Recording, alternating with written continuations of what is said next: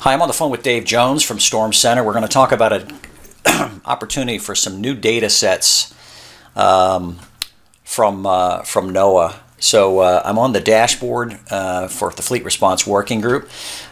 Dave, why don't you want to do the dashboard, or you want to just go to the collaboration session?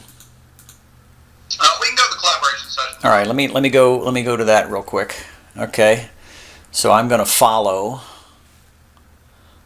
Okay, I'm following. Okay, I'll turn on the data. All right, Dave, I'm following your screen, so go ahead. Okay, so what we're looking at here is a new data set that has come about from the National Weather Service, because we really wanted to get some English descriptions as to what the damage potential would be when storms make landfall.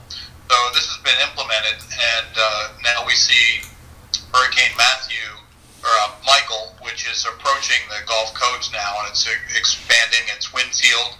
You can see the wind field that's actually there around the hurricane. But when it comes closer in, you can see these data layers, these colors that are in here. And if you click on the purple one, which color layer? I'm sorry, Dave. Which color layer? Okay, I see. There's lots of colors. I wasn't sure which one. Okay, so the purple, the purple color, right? When you click on the purple color, that's this is what's a wind damage estimate, and it says potential impacts when the storm makes landfall.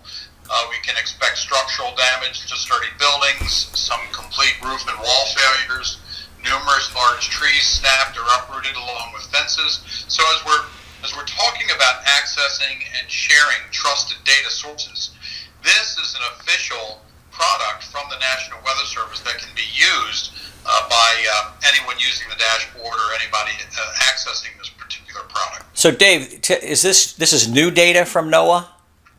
It's a new data product, which is an outgrowth of their impact-based decision support services. I gotcha. And so what GeoCollaborate really does is it enables us to grab it and put it into this environment where we're doing better situational awareness and decision-making through the dashboard. Okay, so now, if for the novice, what this means for me, let me turn off the collaboration for a minute and GeoCollaborate. Okay. All right, so I'm going to back up real quick. What this tells me is the purple, orange, yellow, and kind of the gold are potential wind impact areas, right? A new data set from NOAA. So if I'm with Florida Power and Light, or if I'm with some of the city managers, if I'm down in lower